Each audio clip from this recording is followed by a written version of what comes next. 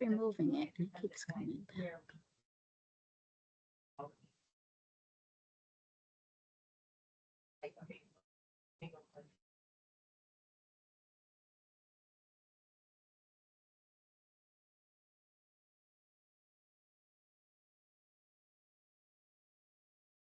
Good morning, everyone. We'll give it just a minute. I know we're right at 10:30, and if you give us a few minutes, we'll confirm we have quorum and then call the meeting to order.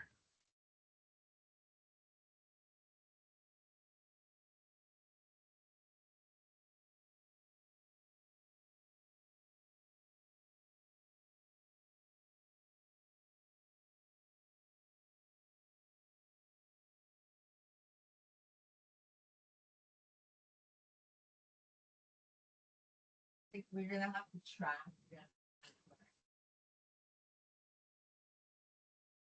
That and then like just over and over. Okay.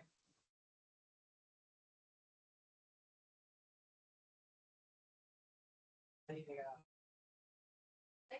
Claudio, you have quorum. Excellent. Thank you, Melissa. So You're welcome. good morning, everyone. It's 10:31 on October 22nd. I'm going to officially call our meeting of the Tobacco and Health Trust Fund Board to order. I want to thank everyone for participating, and I also want to remind you that today we have the privilege of having CTN cover our meeting, and it is being recorded. It's helpful for people following at home and for note-taking purposes if everyone could sort of state their name before they speak. And if you aren't speaking, to keep the background noise down, I would ask that everyone stay muted when you're not talking. So one piece of very good news and a milestone for our board is the introduction of a brand new member, Dr. John McArdle. I hope I'm pronouncing that right, but if not, he can correct us so we get it right moving forward. Dr. McArdle has been appointed by Senate President Pro Tem Marty Looney. And with that, we are at 100% full appointments. There is 0 vacancies. So that's the first time in the reconstitution of our board that we're at full strength, and very happy to have our newest member. Dr. McArdle is a board certified internal medicine specialist. He's board certified in pulmonary disease and critical care medicine. He's also employed full-time in clinical practice of pulmonary and critical care medicine for Starling Physicians.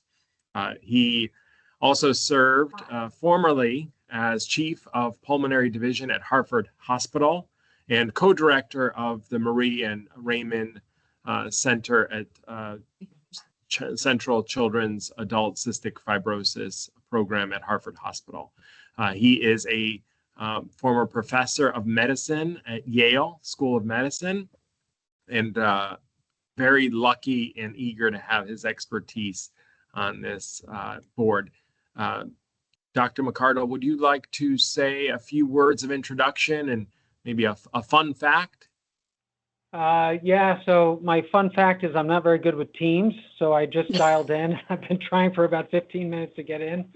So I'm very honored for the request and happy to join the board, and hope that I can be of help. I think it's very important work. Excellent. Well, welcome. And so with that introduction and the opening of our meeting, I'll ask Melissa if she could call the roll and verify our quorum for today's meeting, and we'll proceed to business. Sure. Claudio Gualteri. Here. Robert Boris. Here. Teresa Charmchi Goodwin. Here. Aisha Clark. Here. Ann Foley. I'm here. Samuel Hahn. Here. Tony Harp, I believe, said she couldn't make it today. Cindy Harrison. Here. Stephen Hernandez. Good morning, I'm here.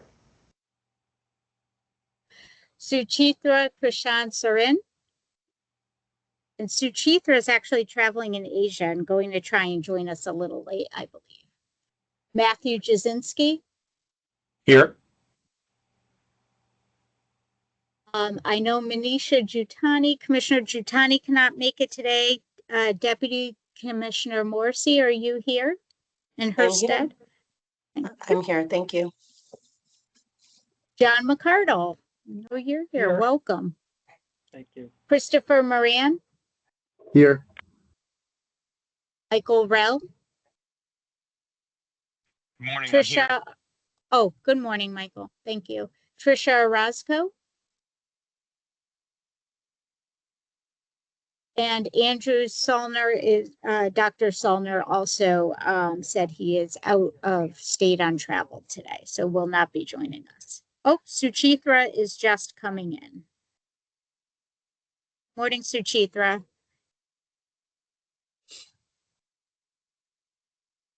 Okay, Hello. Claudia, we are all set. You have quorum. Excellent, thank you. So that brings us to the next item of business, which is the adoption of the minutes from the July 23rd meeting. I'll ask for a motion to adopt the meeting minutes as they were transmitted to the group shortly after our July 23rd meeting. You should have also received a copy as a way of follow-up and reminder to today's meeting. I hope everyone had a chance to review. So I'll first entertain a motion to approve the minutes from July 23rd. So moved. Sorry, I didn't catch the name on the motion. Robert Forrest, motion Okay, to approve minutes. Robert moved. I will second. Any discussion, need for edits or clarification on the meeting minutes that were sent around? Seeing none, I'll ask for a voice vote. All those in favor of adopting the July 23rd meeting minutes, please signal by saying aye. Aye. Aye. Any opposed? Any abstention? So ordered, meeting Abstain. minutes are adopted. Sorry, was there an abstention? It's Lisa Morrissey. I abstain. Okay, DC Morrissey, Deputy Commissioner Morrissey will be noted as abstaining. The meeting minutes are adopted. Next, I want to talk through our goals for today's meeting, quickly preview some of the topics that we'll be covering. First, we have our standing updates. So we'll get a current accounting of the Tobacco and Health Trust Fund balance and any interest earned. We'll also get a status update on contract development for the projects that were funded under our FY23 Tobacco and Health Trust Fund dollars and the RFP process for the FY24 allocation. That'll be followed by a brief presentation from Demas on the Juul settlement. You'll recall a couple of years ago, there was legislation put in that sort of will help coordinate and make sure that the Juul settlement dollars are reported on what those expenditures are with our board so that there can be greater integration and synergy between the work that Demas is leading through that settlement and our board's reinvestment. And that report is due each September. We received the annual report and we'll get a presentation from Demas at this meeting. We're also excited to have presentations from two Tobacco and Health Trust Fund grantees. You'll recall we were able to get two deep dive presentations with the Quit line, understanding how our dollars will help support that very important evidence-based initiative to help people quit smoking.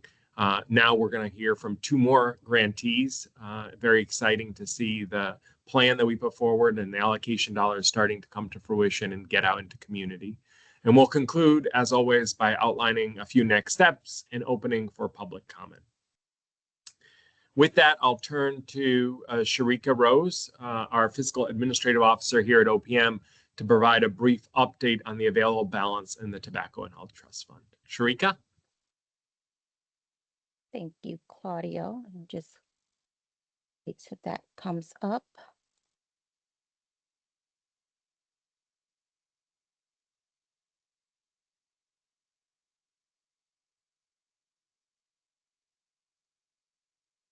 Okay. So here is a snapshot of our trust fund account balance report as of September 30th. As reported, $12 million was the approved allocation for FY23, with $14.3 million approved for FY24, which included a deobligated balance of historic funds and interest earned through the first quarter of FY25. The full amount of funds were awarded for FY23. 11.9 million was awarded for FY24, leaving a balance of 2.4 million of allocated funds that were not awarded for FY24. As of the last quarter, about 5.5 million has been drawn down by DPH, showing the breakdown for each fiscal year. The remaining balance of awarded funds combined is 18.4 million, and the last column shows the remaining balance of approved allocated funds at about 20.8 million. Moving down to the chart below is the remaining allotment balance and accrued interest to date. Between FY23 and FY24, just like captured above, 20.8 million funds is the remaining allotment.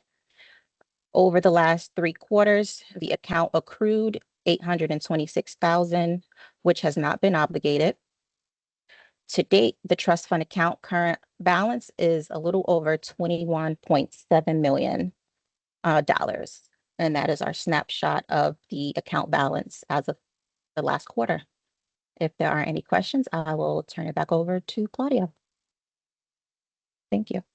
Oh, I see. Thank you, Sharika. Really appreciate your welcome. work confirming this and keeping us on track with our available funds. I see that Representative Harrison has her hand up. Go ahead. So question just for clarification. On the 2024, we have $2.5 million that has not yet been awarded. Is that because there's contracts that still are being reviewed, or is it money that we need to come up with a way that we feel is a way to obligate it? I can actually take that, and if you would like, Claudio, and then ask DC Morrissey to fill in if I get something incorrect. Perfect. Thanks, Melissa. My understanding is that the 2 million was not awarded last round. I think the evaluation panel wanted to get some more evidence of projects that were being funded and going forward. So they did not grant out all of the cessation dollars because the money was going to continue existing projects, and they wanted to see some outcomes of those projects before saying, yes, we're going to continue to fund it.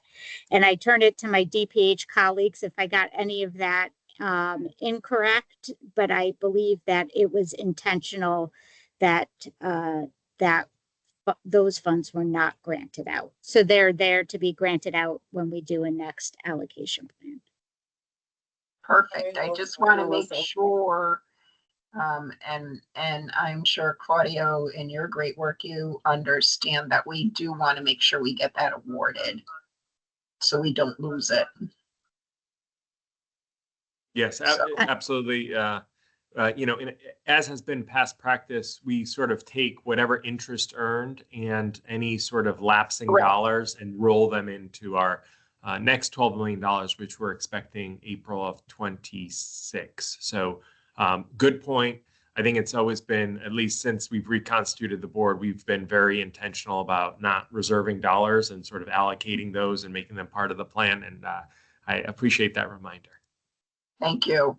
Thank you. So we'll just look forward to having maybe our 12 plus this, plus the interest to work with when we next allocate. Thank you so much. Thank you. Any other questions on the available accounting and account balance? Yes, I have a question. Stephen, I see your hands up, and then followed up by Ann Foley. Sorry, I didn't see you until after. Thank you. Stephen. Just a quick question on accrued interest. What's our policy on accruing interest? Because it strikes me that if we don't have a policy, we should have a policy on how it is that we either allocate or reallocate some of these funds to future purposes. So Melissa, you can correct me, but my understanding is that similar to any other accounts that are unexpended, they go into the STIF accounts. It's a safe, secure investment. It does ensure that we get some interest accrued, but it doesn't put any bearing risk on the actual fund. And that's sort of standard for Access Health, quasi-publics, any state dollars that aren't yet obligated. It's just a pretty basic standard across all of state government. Okay, thank you. Thank you. Anne? Thanks, Claudia. Just some clarification. So we have the accrued interest that is not obligated, and we have the 2.4 million not obligated. So that's a pretty sizable amount. Here's my question. I'm assuming that the column that says allocation approved is basically what was appropriated in fiscal years 23 and 24. Is that right? The column that's labeled allocation approved? Yeah. Yes, those are our two Okay. allocation plans. The first was for 12 million. And then when we discovered that there was a little bit of unspent balance in the interest, we rolled it in. So the most recent 24 allocation was the 14.4 roughly. Okay.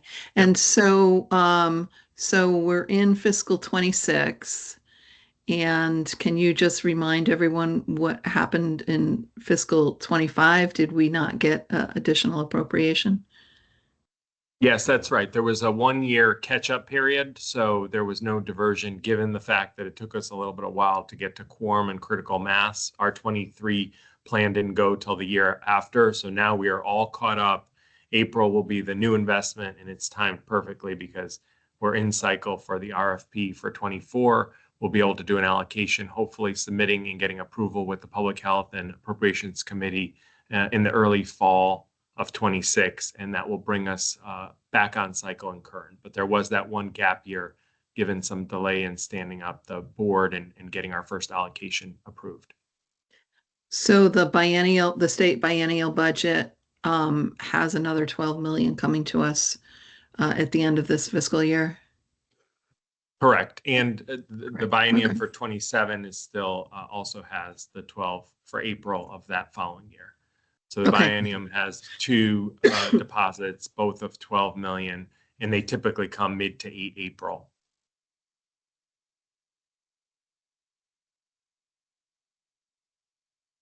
Okay, I'm just getting my fiscal years a little confused.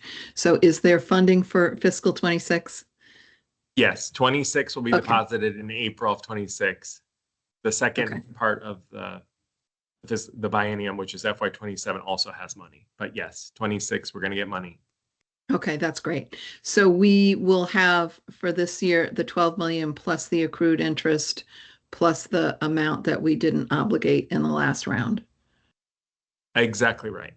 Okay. Okay. Thank you so much. Thank you. All right, seeing no more questions on that topic, we're going to actually move back up in the agenda. In my excitement to get to the substance of today's meeting, I skipped a very important but clerical task that we have to do. Since this is our last official meeting of the year, the calendar year, I want to make sure that we have an opportunity to ratify and approve our meeting schedule for 2026. The meeting schedule that we're proposing is the same cadence, unchanged, with meetings the fourth Wednesday of January, April, July, and October. Same time period, 10:30 to noon. I just wanted to make sure, I don't know if Melissa, you have an opportunity to just screen share so that people have the visual and maybe can start taking notes and pre-populating those into the calendar. And once people have an opportunity to digest those meeting dates, I will ask for a motion to approve the 2026 meeting schedule.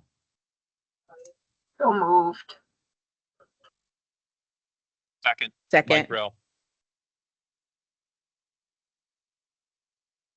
All right, I had a motion from, sorry. Oh, my apologies. Cindy Harrison. Okay, thank you, Cindy. And then the second, do I have a second? Second, John All McCardle. right. Dr. McCardle, second. Great. Any discussion? Seeing none, I'll ask for a voice vote. All those in favor of approving the meeting minutes for the fourth Wednesday of January, April, July, and October 2026 from 10:30 to noon, please signal by saying aye. Aye. Aye. Any opposed? Any abstentions? The 2026 meeting schedule is approved. Thank you. That brings us to item 6, which we previewed earlier in my opening, which is a Jewel annual report presentation from our Demas colleagues. Just to remind everyone on the statutory requirement pursuant to Public Act 2392, Demas annually, beginning September of 2024, is to submit to our board a report of the disbursements of Jewel funding. And they have chosen to use that funding to support the regional behavioral health action organizations. So we're going to be having a presentation today to understand some of the expenditures, the progress and disbursement, and some of the planning that's gone on to support that work. So I'll introduce Sarju Shah, Division Director of Prevention and Health Promotion at Demas, who will take us through that presentation. Sarju? Hi, good morning, everyone. It's a pleasure to see all of you again. And let me see if I can share my screen. And are you able to see it? Fantastic. Yes. So again, my name is Sarju Shah. I'm the Director for the Prevention Health Promotion Division within the Department of Mental Health and Addiction Services. We provide substance use prevention and mental health promotion across the lifespan. That is our charge within Demas. So it's not only just the adults, but we do for prevention, we do across the lifespan. So today I'm just going to provide a little bit of an update of how of our report that was submitted in September. And what I'd like to just talk about a little bit are the way that the presentation is going to be is I'm going to give you just a little bit of a reminder of the background of the disbursement, our strategic overview, and then really focus on some of the priorities and activities that have occurred over the past year. So just to level set again, and thank you, Claudio. So again, Public Act 2392 states that the Jewel settlement funds will be dispersed from Demas to the RBHAOs for prevention work related to nicotine and nicotine synthetic products. The map that you see on the screen right now really identifies the 5 RBHAO regions and the towns that they represent. And for this reporting period, the information presented today really reflects the May 1st of 2024 to June 30th, 2025. It is a 17-month period, and what we did provide is $300,000 was allocated to each of the RBHAOs, totaling $1.5 million being dispersed by September 30th of 2025. So our statewide strategic overview. In this time period, the RBHs went through a strategic planning process utilizing the strategic prevention framework. And this is a framework that was developed by the Substance Abuse and Mental Health Services Administration, or SAMHSA. Which is our federal agency that we work with. This framework really walks through assessing the needs of the community, building capacity, developing strategic planning, implementation, and evaluation. It is a circular process, and so we are always looking at the effectiveness of all of the activities as we move forward. So as part of the strategies, you will see over the next few slides, our strategic priorities. So just a little bit different. So, our number 1 was nicotine retailer outreach and education. This is really focusing on retailer outreach, on existing laws and regulations. Number 2 is really about providing school-based prevention, education, and outreach, which is working with school personnel to provide trainings around vaping, cannabis, and substance use and mental health, and also providing discussion around the effectiveness of restorative versus punitive measures. Number 3, the third priority is really focusing on cessation efforts. So as part of that, we did host and attend the Tobacco Treatment Specialist certification training. I believe this training was offered by Victoria Adams, who is part of the Department of Public Health work through the THTF. and the distribution of nicotine quit kits in the communities across the state. Number 4 is community-based prevention, and this includes trainings and presentations to increase awareness and education of vaping-related issues across the lifespan, as well as including healthcare providers and law enforcement. And number 5, of course, is policy advocacy. It's really about by developing relevant cross-sector partnerships to form regional vaping work groups and coalitions. Just as an aside, the RBHOs are also funded through DEMAS funds right now to support cannabis use prevention initiatives, as well as provide supports around mental health activities and trainings across the state. So just to give you a high level overview, we do provide for the work that we do within DEMAS. We do a lot of work with the RBHOs across many substances, as well as mental health and suicide prevention. So priority needs and prevention activities. So just as background, the first one is around retailer education. As background, DEMAS is charged to reduce youth access to tobacco products by conducting annual unannounced inspections of tobacco retailers. This also includes ends and vape shops as well. So in state fiscal year 2024, DEMAS did conduct 4,795 inspections with tobacco and ends retailer, of which 17% were non-compliant. So they sold to someone who was under 21. Compounding this issue is that there was a 42% increase of ends retailers in the state. So pretty much in 2020, there was about 1,300 ends retailers or vape shops. And by 2025, there's about over 1,800 that were that were reported by DCP. So significant efforts were made to promote the Tobacco 21 law and improve compliance rates across the 5 regions, by conducting additional retailer education to non-compliant retailers. The RBHOs focus in communities with higher rates of non-compliant retailers. So regions chose communities that had higher rates, and then they something really fun fact in essence is, for reference, Region 2 really makes up a large portion of the New Haven County, and Region 4 covers most of Hartford County. And what they've seen when they focus on specific towns, and that includes New Haven, Hamden, West Haven, Shelton, Wallingford, and Deep River for Region 2. And for Region 4, it was Enfield, Manchester, New Britain, Vernon, and Wethersfield. And when they conducted the additional retailer education, we did see a decrease in non-compliance efforts that have happened. Our second priority was around school-based prevention, education, and outreach. And here we had school representatives really identify key factors. As part of the RBHO's evaluation team, they work with school representatives, and they identify key factors driving youth vaping. This includes easy access to vape products, using vapes to cope with mental health issues, the perception that most peers are vaping, the belief that vaping is not harmful, and also that the lack of concern for school consequences.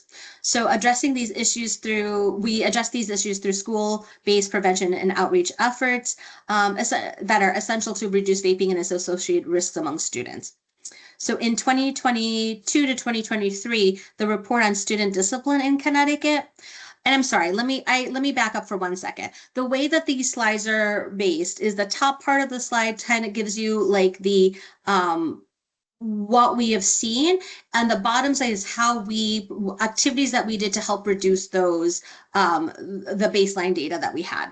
So again, in 2023, the report on student discipline in Connecticut in public schools highlights a significant increase on drugs, alcohol, and tobacco incidents, with a 31.4% rise from the 2018 to 2019 school year till the 2022-23 school year. Academic year, that is. When we were writing this report and the data that we had at the time, the 2022 to 23 report was the most recent available at the time of this, the needs assessment that occurred. And then what we do know is now the 2023-2024 student discipline report is now available. And it does show a decrease from the previous year, from over 7,700 incidents to 6,600 incidents, just to let you know. This is still a 10% increase. It's 10% greater than what the 2018 levels were. So what we have done to support this and to help decrease that is the RBHOs have worked on developing over 60 dynamic classroom educational sessions that were conducted, and they reached over 2,200 middle and high school students. The curricula included CATCH, which is the Coordinated Approach to Child Health, and then the Stanford REACH program, which is the Stanford University Research and Education to Empower Adolescents and Young Adults to Choose Health. These are both evidence-based curriculum that are supported. Now, these sessions offer data-driven content on health effects of vaping, chemicals found in vapes, alternative coping strategies. Additional sessions also included intersection of vaping and cannabis, and its impact, as well as various cessation supports and resources.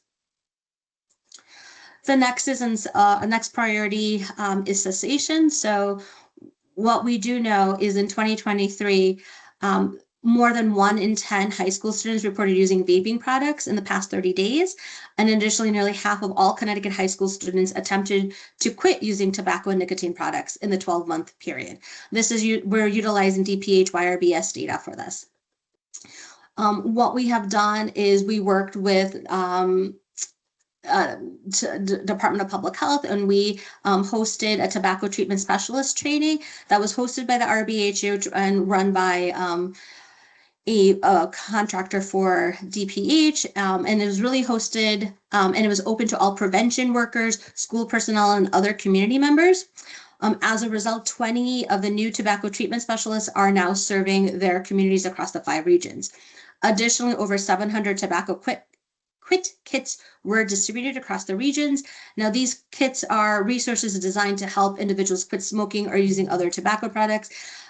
Quick quits, the resources available vary a little bit, but usually they include items that help reduce the urge to use nicotine. And it includes like a journal, stress and fidget items, gum, candy, etc., information and resources for identifying Connecticut specific resources here. And then for community-based prevention, education, and outreach efforts, these are essential in addressing the misconceptions about e-cigarettes. We know that studies have indicated that e-cigarette users often perceive them as less harmful than traditional cigarettes, which correlates with the higher usage rates. Many young people, particularly middle school students, are unaware of the harmful ingredients and the addictive nature of nicotine. So clear and accurate communication about the potential harms of vaping is crucial for informed decision making. So additionally, parents play a significant role in shaping adolescent e-cigarette use. So even when considering peer norms and adolescent attitudes, so therefore what we've done is we try to increase knowledge, awareness, and perception of harm among parents and caregivers. And this is a very vital a fact that we do for prevention to help reduce youth vaping. So through that and that reason, we have done close to 200 prevention, education, and outreach events that were conducted across the 5 regions. We've reached over 8,500 individuals, including youth, families, school staff, healthcare providers. One region collaborated with their LPCs, their local prevention councils, to launch a creative educational sticker campaign. This really highlighted the risks of popcorn lung, and what we did is they placed stickers on microwavable popcorn bags that were distributed to middle and high school students, directing them to Vape Free CT website. Over 2,000 popcorn bags were distributed with this striking health message. And why this is really important is because when you have something like this, it's an opportunity for parents and their youth to kind of talk to each other about the impacts of vaping. So we're providing these opportunities to have these conversations. Additionally, 10 pediatric medical practices partnered in another region and received tailored resource package to support screening and education of young patients around vaping.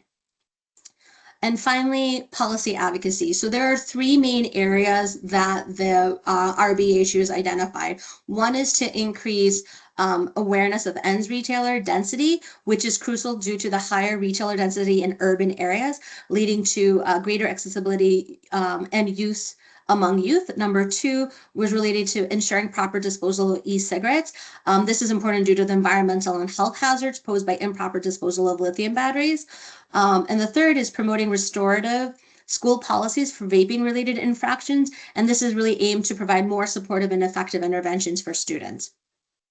So just a couple of things that we wanted to highlight is that in Region 2, is working closely with the Shelton Planning and Zoning Subcommittee to provide data, modeling ordinances, and developing recommendations for reducing youth exposure to ends retailers. They also reviewed ATA, so alcohol, tobacco, and other drug policies and enforcement strategies across all public, middle, and high schools in Region 2. And this really focused on nicotine, vaping, and cannabis use. And using this information, they were able to coordinate with school leadership in several districts to advance restorative approaches as alternatives to suspension. Additionally, Region 5 sent a direct mailer for the Vapes Are Trash campaign, which went to over 21,000 households in 7 towns to raise awareness about safe disposal challenges and extensive outreach to all 43 municipalities in their region. And this is Region 5. So this is the western part of Connecticut. And again, so the outreach to the 43 municipalities in their region really focused on assessing readiness for local vape shop regulations. And this led to presentations to over 40 people in the Naugatuck Valley Council of Governments. This spring, both Danbury and Waterbury also announced plans to enact local regulations and ordinance on nicotine retailers. I also want to say this is not inside this time period, but it did occur after June 30th. The RBHOs did host a legislative forum in September around raising awareness about the environmental impacts of vapes and the need for waste disposal in Connecticut and new options for that. This was outside of the reporting period, but this is something that's really impactful. And we did have both legislators, I believe over 100 folks did attend this to learn more about what what was happening in Connecticut. I do want to thank Region 5, Catherine Hanley, for leading this initiative for the RBHAOs, but they all work together on that. And finally, next steps. So just a quick thing. We are working and executing our next amendment for contracts with the RBHs related to the next phase of the work. They are focusing on doing additional work, including community mini grants. They'll be working on a positive social norming campaign, and they'll be also for advocacy policy. They'll be looking at schools disposal and zoning pieces of it. The target populations, again, just as a reminder, is really focusing on youth, parents, trusted adults, retailers. We do work with our healthcare professionals and school faculty and admin. We also do a lot of work with law enforcement, SROs, and legislators. And with that, I am going to attempt to not share my screen anymore.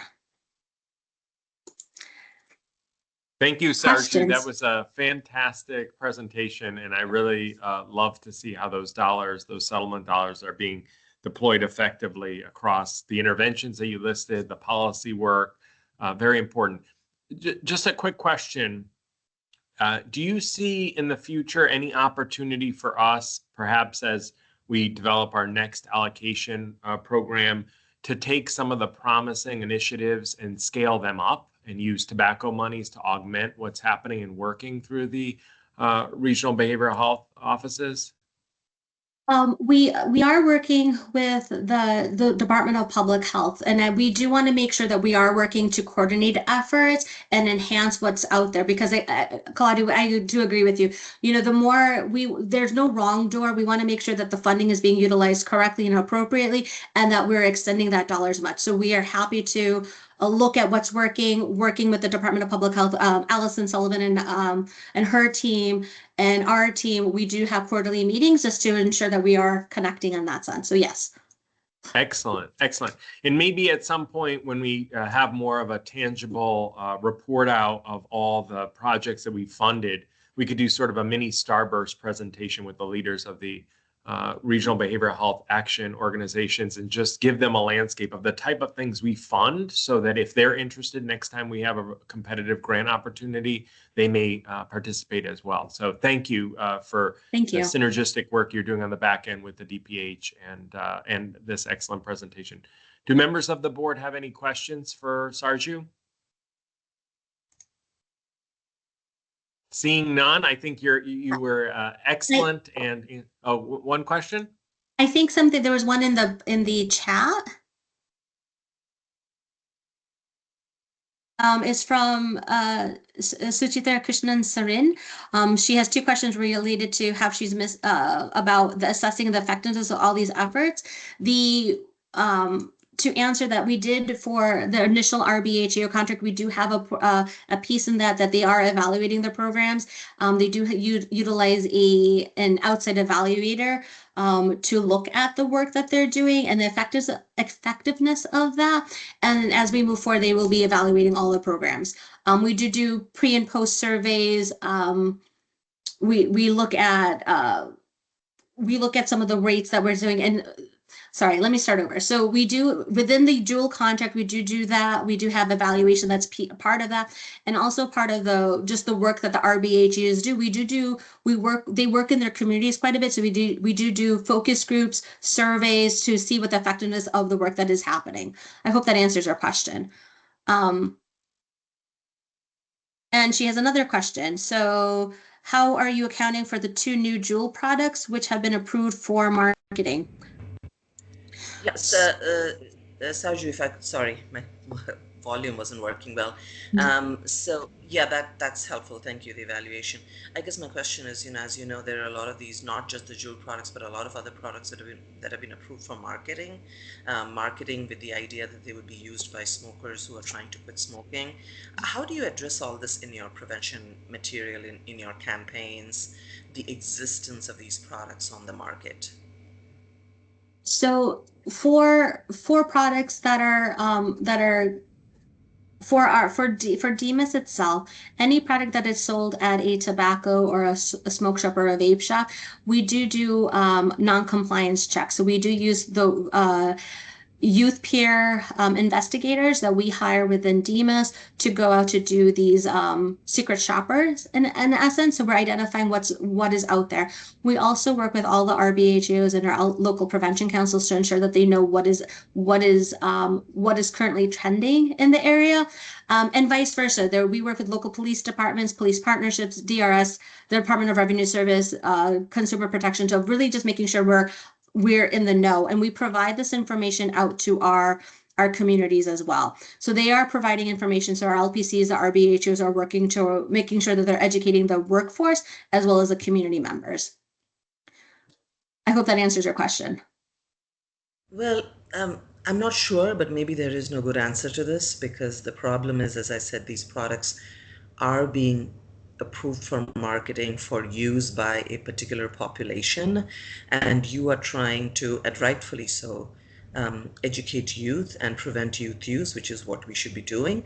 But is there any addressing of the other issue, the kind of elephant in the room, which is the fact that these products are technically available on the market and being marketed for the purpose of use by a particular subgroup? The reason I'm asking this is, in our work with youth, this comes up a lot, because they talk about how their parents are using them to quit smoking, and how they find it safe, and all these things. So it's often something we have to address. And so I was just curious if that was part of the conversation. And I just want to make sure I'm just clear. Are you talking about like Zyn products? I just want to make sure I know what products you're. No, I'm talking about e-cigarettes. There's a lot of e-cigarette products that are actually approved for marketing for smokers. Okay, I just wanted to make sure. Yeah, so for the youth pieces of it, we are really focusing on that environmental piece, where we are, we as a state agency are going out to talking to the vape shops. We do retailer education as well. And I just want to give you a couple of points. And then we also, we do trainings for, our ends vapes, our ends dealers, those that are licensed, are required to take a training that talks about the laws and what's happening in Connecticut. So they are required to do that. We do that with our tobacco retailers as well. So at the state level, we're really focused on making sure that they're not selling. As part of our mission and vision is to ensure that youth do not have access to it. On top of that, we do our RBHOs, our LPCs, and other resource links within Demas. We do talk about the harms of vaping. But again, as an adult, I can only provide, we can only provide information and education to them, and providing talking points for parents and others to understand like what the harms are for themselves. But the decisions are, again, it's going to be, it's by the person. Sure. But Okay, we do provide thanks. that information so folks understand. Okay, thank you.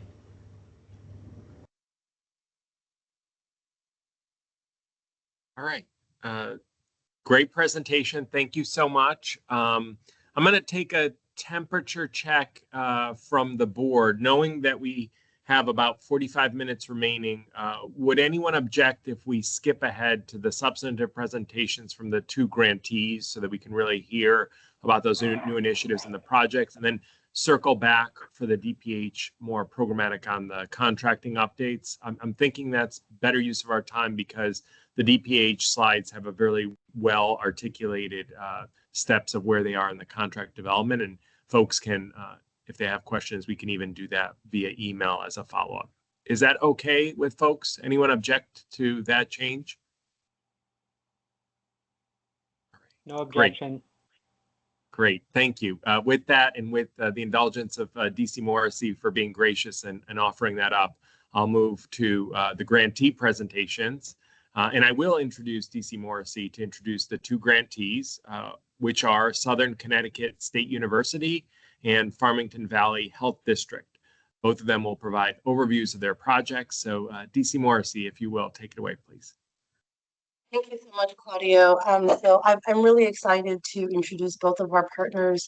It feels like it's been a road getting here, and we're really excited about the work that they're doing. And what we're hoping is, as we continue on at the next meeting, that we'll be able to invite more of our partners that we're contracting with to really show how the dollars are being put to work in the communities.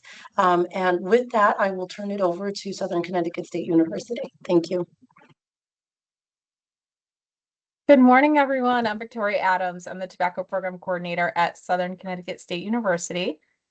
Just give me a moment and I'll share my slides.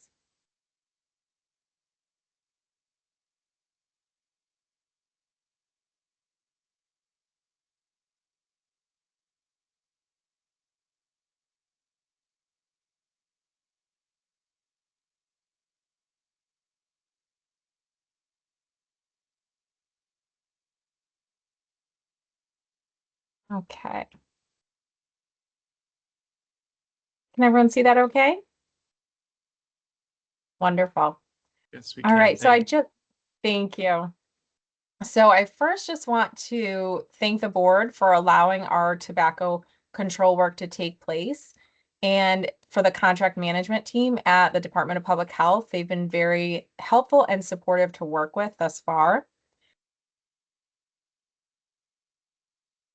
The overall goal of our grant work is to provide tobacco control services to the southern and central parts of the state, as you can see here outlined in blue. So this includes community trainings, educational presentations, and technical support in this region. Specifically at Southern Connecticut State University, we've hired 2 student workers, and I'll tell you, they are fantastic so far. One is a graduate public health major, and the other is an undergrad public health major. They're both so passionate about this work and are doing a great job thus far. On Southern's campus, there's going to be a focus on tobacco prevention and cessation through classroom management, classroom presentations. We have first year education, our incoming freshman classes that we have partnered with the professors to provide some peer-to-peer education, as well as I'll do some of those educations myself.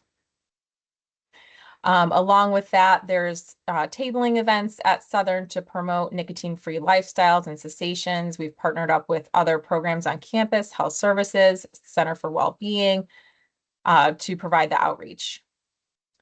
Additionally, trainings and additional support are provided to all members in Southern, but we do kind of focus on the areas where we see higher rates of tobacco use rates, including our LGBTQ populations, veterans, and other high risk or underserved populations.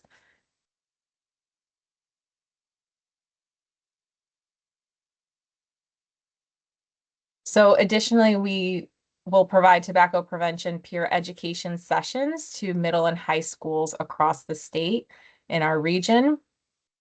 So we will be utilizing the Stanford Toolkits You and Me Together Vape-Free curriculum. It is an evidence-based curriculum that outlines lessons in middle school and high school. So depending where we are, we will use their curriculum accordingly.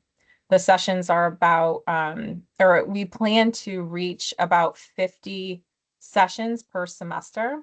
And I have a feeling that we'll probably go even above that number. This semester, we have planned about 60 sessions planned already. And on Monday, we actually just started going into the schools. We went to Portland High School, and our student workers, they presented the Stanford curriculum. They presented the session to high school students in Portland High School. And it was very engaging, and the students learned a lot. We have an evaluation that we have the students complete by paper, and then the students will input it afterwards to an electronic form. But we could already see that so much learning is taking place, and that these educational sessions are, teaching them knowledge not only about the harms and risks of nicotine products, but also teaching them about the resources that are available to youth that are addicted. So we really focus on, vape-free CT and the quit lines as well. Schools are very excited about this. I have partnerships with some schools, and from our past work with them providing the education on nicotine prevention. So, educators, we, try to work with them, try to tie in just things that they've learned through the class with the curriculum as well. Sessions are interactive. They have different experiments and different things to kind of get students engaged and excited about the material. Additionally, we offer schools a training on restorative practices for students using nicotine. And this is a response to the direct need of schools looking for support with addicted students. Our goal is to equip school staff with the tools they need so that students can gain support for their nicotine addiction, whether that's in school and also out of school as well. So Southern will host trainings on best practices in tobacco control and support implementation of the Stanford Toolkits Alternative to Suspension curriculum. We already have our first training scheduled in November, and schools, East Hartford and Wethersfield, have already signed up to take part in the training.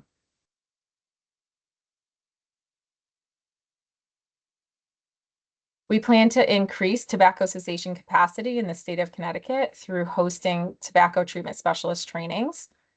The training is through the accredited UMass Medical School Center for Tobacco Treatment and Research, their tobacco treatment specialist curriculum. I've been trained as a TTS trainer from UMass since 2019 and have many years of experience conducting these training programs. Under this grant, we plan to conduct 2 trainings a year.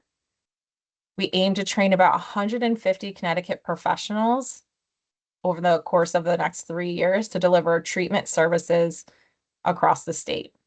So we're really hoping to increase that cessation capacity and build that support within our communities.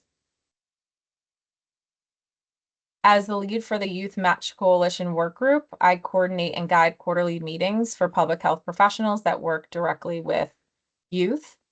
We share best practices and support each other in tobacco control efforts. Under this grant, we plan to conduct a needs assessment to better understand the needs of this group. We plan to host mini trainings as well, depending on their needs from the needs assessment.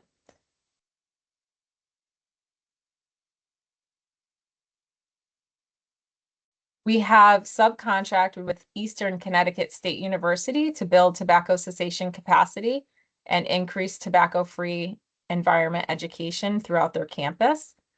This partnership will increase the awareness of the benefits of a tobacco-free campus policy and provide technical assistance to build support for a tobacco-free policy.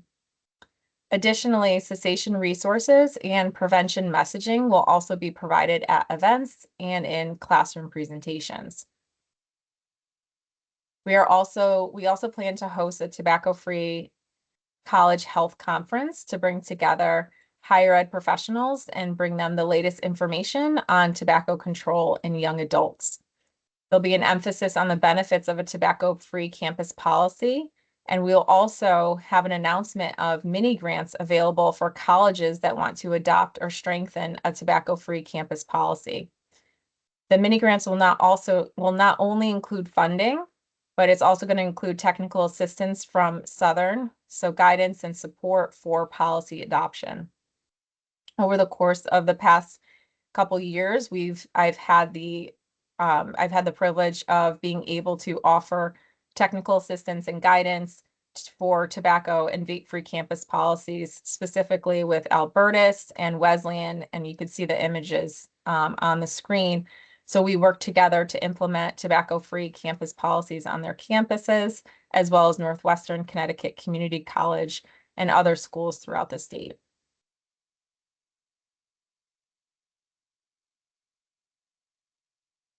All right, so that is kind of the overall grant work that we plan to incorporate. So I'd love to hear from you all and answer any questions that you have.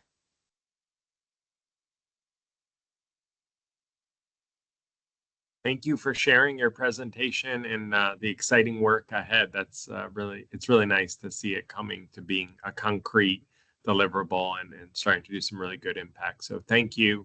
I'll pause and see if any of our board members have questions. If you want to raise your hand, or you can also put a question in the chat if that's more convenient.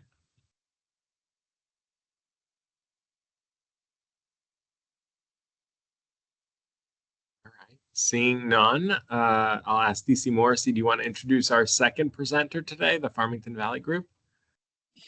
Sure. Very excited about the Farmington Valley Health District being able to present today. It's always exciting when we're able to partner with local health departments as well, because we do know that they are so close to a lot of the work that's doing, and they have so many community connections.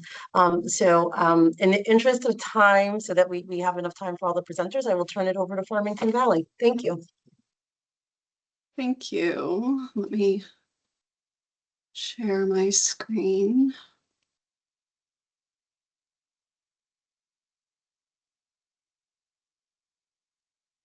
All right, so can you see that there?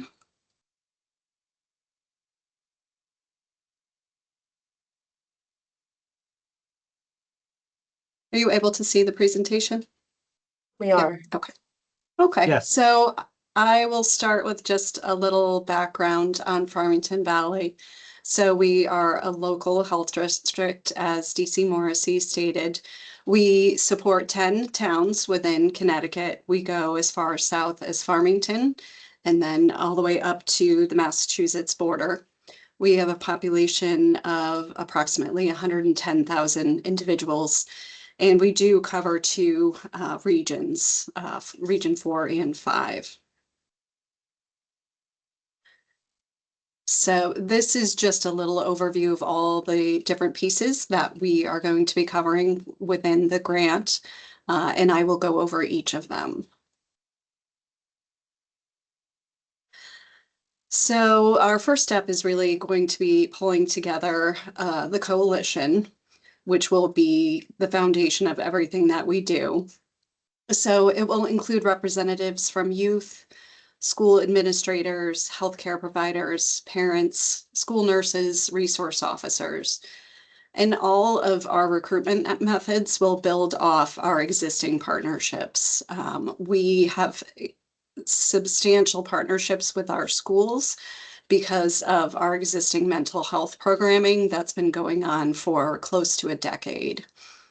So we will use those partnerships, and then we'll include phone, email, in-person meetings, all different mechanisms for recruiting individuals into the coalition to have good representation.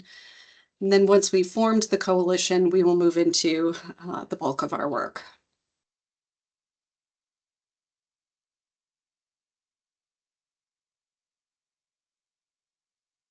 So, sorry, there we go. With the coalition, we will work on doing a community scan to assess the existing services and resources that are already out there. We'll look for potential partners and determine what there are for service gaps. That together, the community scan and the SWOT will be pulled together to develop a written report, which will be shared out with several different groups. And we'll have determine a coalition charter, which will include the mission, the proposed activities, all of the membership details, roles, etc. And within the coalition, we will have subgroups that will be identified to prioritize and reach out to our populations of focus, which will be, there'll be at least two populations of focus that will be identified through this group. We will also develop our strategic plan that will be developed by inventorying, reaching out to all of our schools to develop the inventory and determining what existing programs that they have. So we will develop a compendium of what the sustainable evidence-based practices are out there for reducing youth and young adult tobacco use and initiation. And then this compendium will be used to guide the schools and our healthcare providers to strengthen their existing policies. Like I said, we will include the inventory, and we will also work with our two RBHOs, which are the Western Connecticut Coalition and Amplify, to ensure that we have no redundancies within that work. And we already have existing partnerships with these RBHOs. We will ensure that, like I said, the strategic plan aligns with our current mental health programming work. We all know that tobacco use and mental health go hand in hand. We will obviously be addressing addiction and harm reduction, and we will develop strong anti-initiation practices in the schools. We will also work with the faith-based communities, youth programs, medical providers, and all other appropriate community partners. As far as the communication campaign that will be developed, we will work with the coalition to review the evidence-based messaging, again, for our populations of focus. We will work with our schools to understand what their current communication mechanisms are and any gaps. We'll also work with our healthcare providers to see what's being done. And we'll partner with the media vendor that's part of this grant to plan and design the campaign. We'll develop targeted strategies that focus on the intervention, anti-initiation of both smoking, vaping, and nicotine and THC use. And we'll utilize various communication media, including social media. And the campaign will be rolled out at schools and various community events. When working with our schools to determine what they're currently doing within their school policies, we'll use the American Lung Association School Policy Assessment Tool. And again, we have 10 different towns that we work with in various elementary, middle, and high schools. So a large group of individuals to work with, but we've already started some of this outreach and work. And what we want to ensure when we're assessing those school policy assessments is to make sure that they're really focusing on addressing the addiction instead of utilizing suspension policies. So we do currently have an in-depth program that we will be expanding.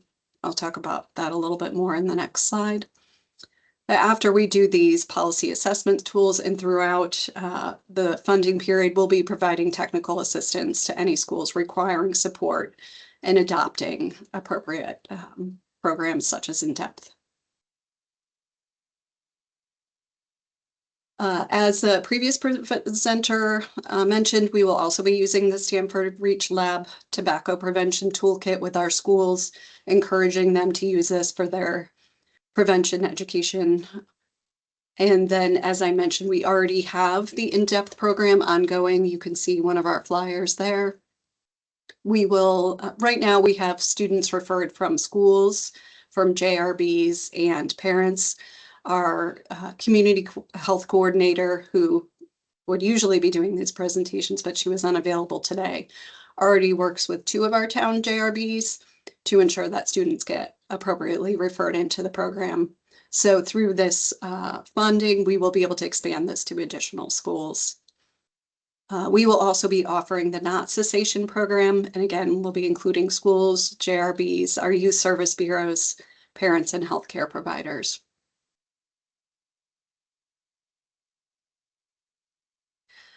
The final main activity will be developing our peer-led tobacco prevention and cessation group.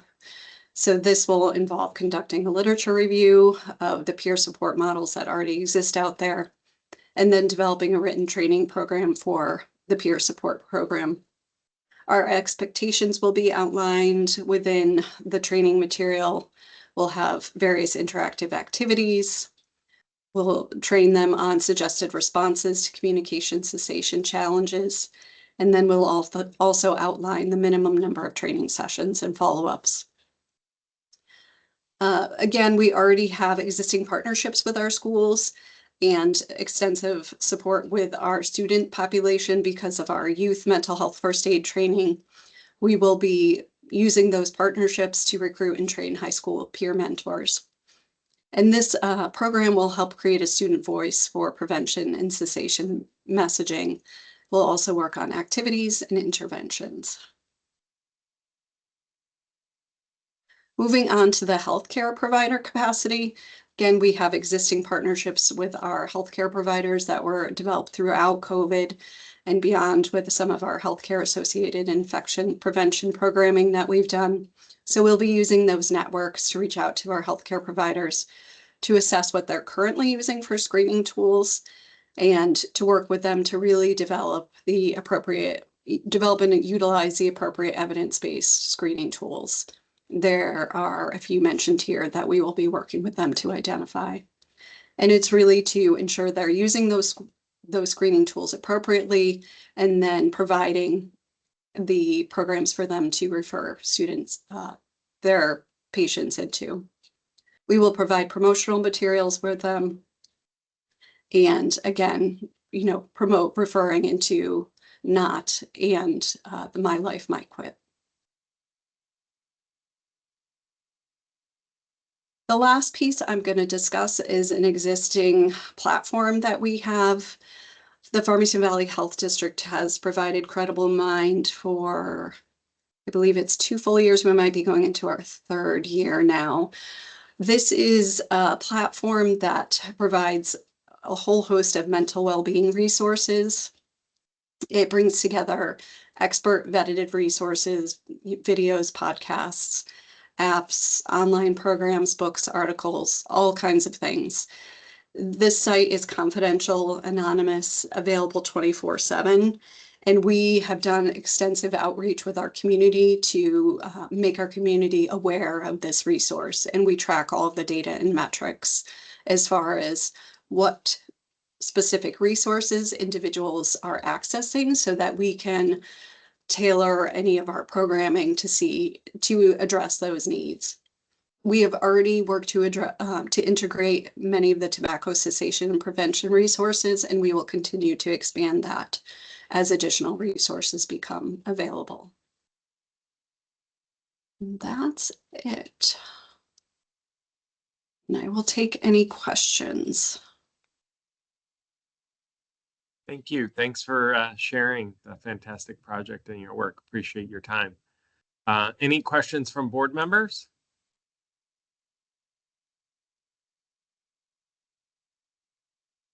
Sounds like everyone got the information they needed. So thanks again, Stephanie. Appreciate it.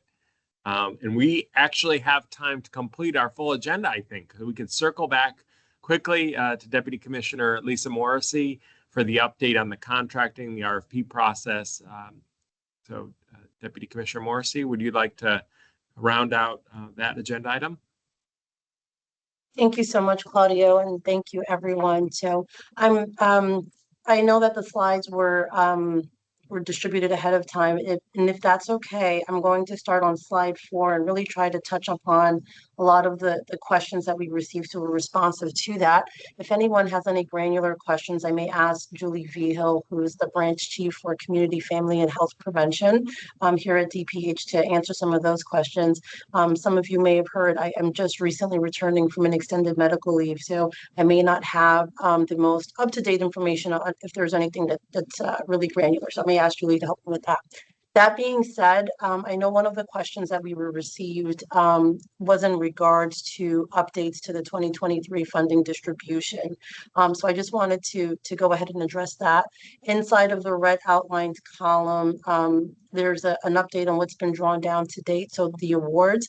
So I think the most notable piece here is in the infrastructure administration and management, that there is still an available balance of just over $440,000 as recently as last week.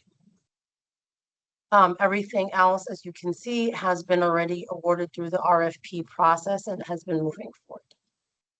Next slide, please.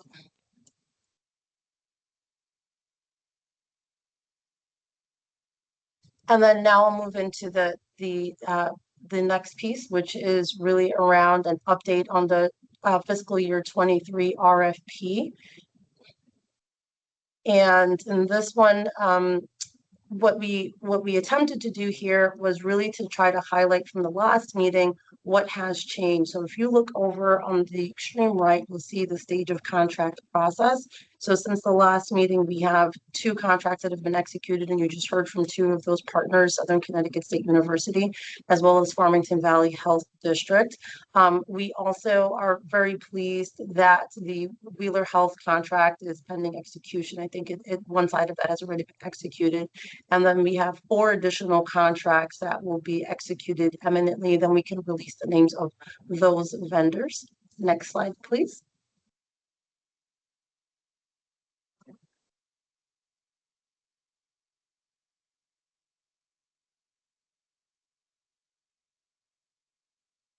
Thank you. Wait, looks like it didn't change on my side. Is my mind slowing down? Melissa, am I out of sync with you? Thank you.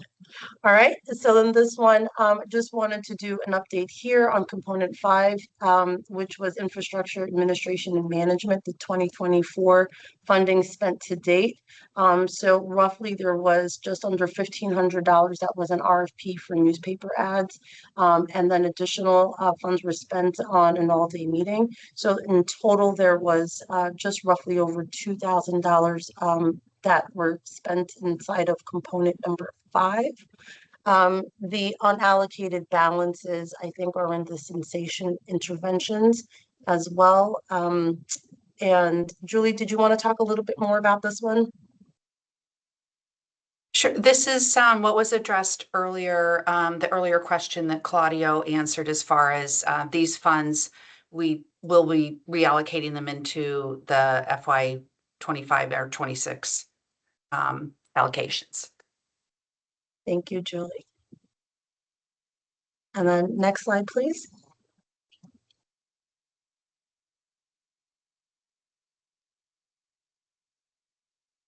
Thank you, Melissa. All right, so similarly as our previous slide, again, we attempted just to really kind of highlight what has changed since the last meeting.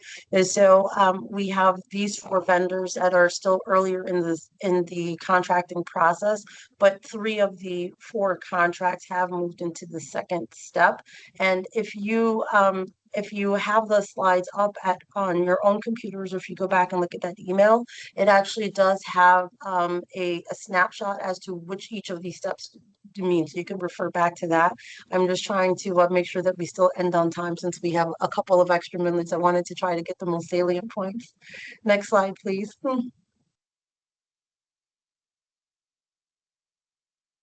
Thank you.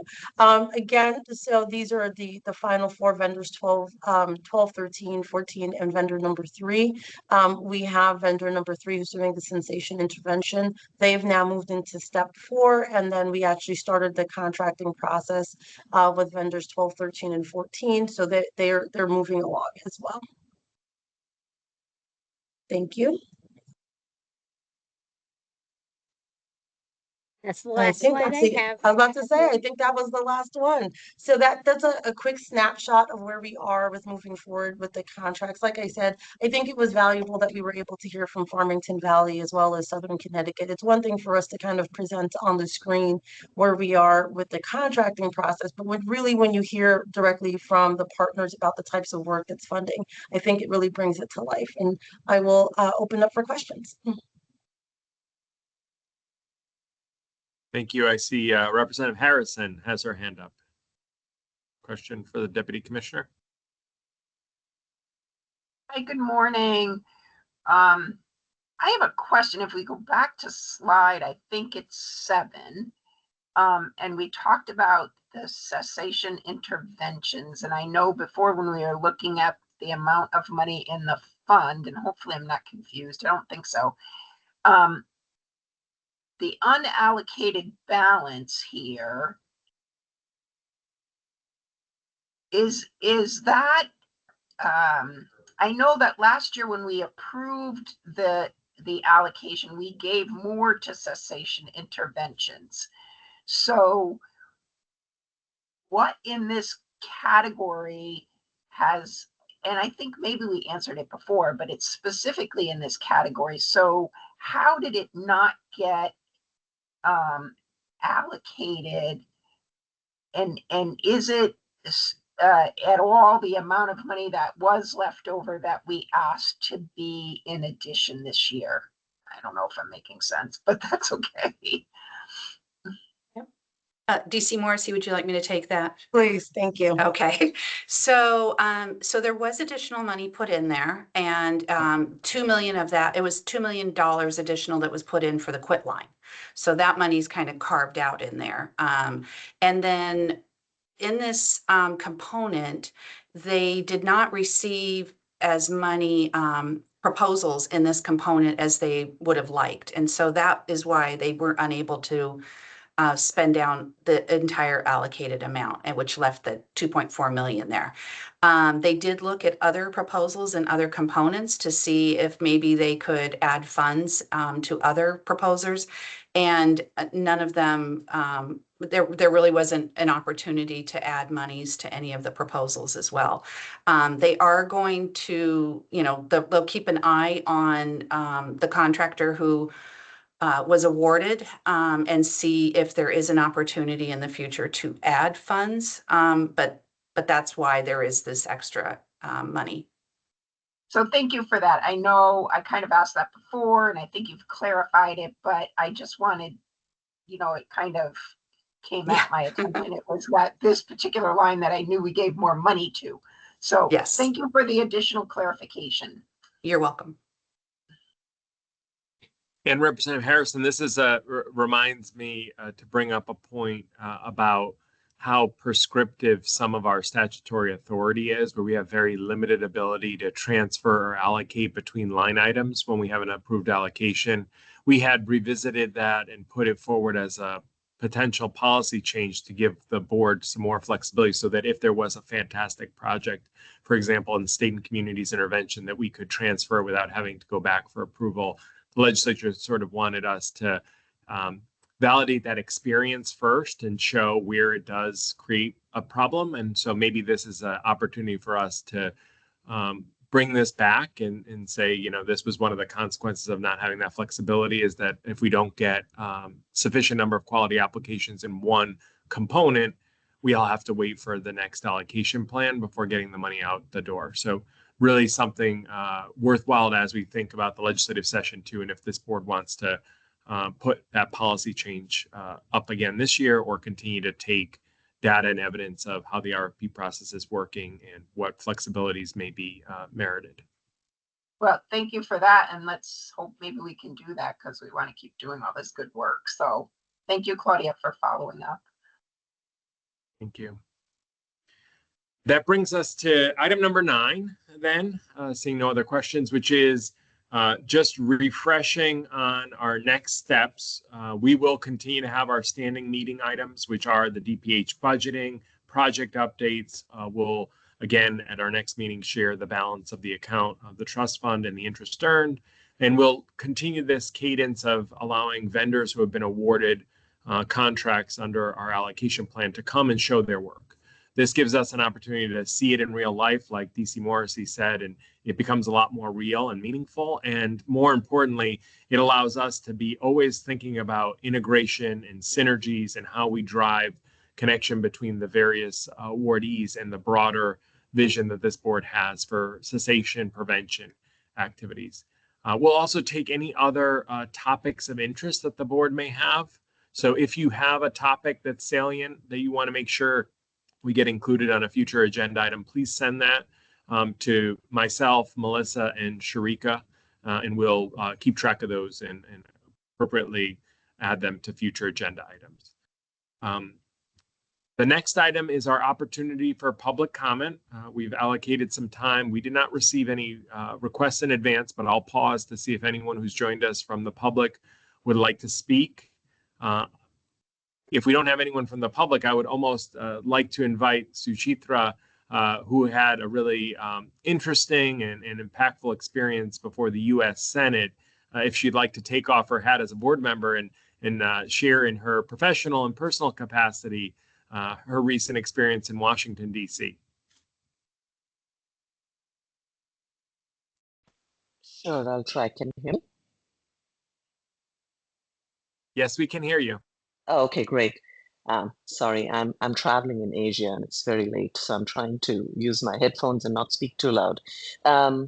Yeah, so as you all know, there have been a lot of changes that have been implemented at the federal level, and there has been a removal of many offices of the CDC, including the Office of Smoking and Health in the CDC, which actually provides a lot of guidance to states and also funding to states for continuing a lot of the services like the Quit Lines and the ad campaigns that are provided. It's my understanding that a lot of the funds that support these services come from federal dollars through the CDC. And there was a lot of concern when all these dollars were being cut and CDC offices were being removed, that these lines of funding would no longer be available for the states. And so I was very grateful to our DPH colleagues. They gave me a lot of feedback on what was going on in the state of Connecticut. And I was part of organizing a panel that presented in DC to the Senate, to the senators and their staff on this issue, raising concerns and this was done in collaboration with the American Association of Cancer Research, the American Cancer Society, and also Tobacco Free Kids, really raising concerns about these cuts. We had the ex-FDA chief, Brian King, speak at this session, and a number of advocates who also participated in many of these campaigns, who had benefited from Quit Lines and from many of these campaigns. So it was a very, I felt, an extremely passionate and effective speech, effective session. There were a lot of senators and their staff present. The room was really full. Everybody was scribbling notes furiously, and we are hoping it has an impact. I don't know if it has had an impact yet in terms of whether any of the funding lines have been restored, but it was my understanding that even something like the YRBS, which we depend on so much for data, was funded through funds that came from the CDC line. So I felt it was very effective. I felt good doing it. And thank you for all the help that all the Connecticut officials provided on the changes. And I would love to know more about how some of this is continuing and if there have been any changes in the funding lines moving forward. Was that helpful, Claudia? Was that what you're looking for? Yes, excellent. Always great to see a Connecticut thought leader and expert being showcased as a national expert. And I'm sure you made Connecticut proud and your organization proud. So thanks for sharing that. Also reminded how privileged it is to be part of a board that is both deeply committed and deeply knowledgeable on this work. Thank you. Seeing no other public comments, I will close the public comment portion. And the only other remaining item is our motion for adjournment. And we can do so and end probably a few minutes ahead of schedule. Do I have a motion to adjourn today's meeting? The time is 11:55. So moved. Thank you, Rep. Harrison. I will also second the motion. All those in favor of adjournment, please signal by saying aye. Aye. Hi. Any opposed? Abstentions? Seeing none, we are adjourned. Have a great day, everyone. Thank you. Thank you.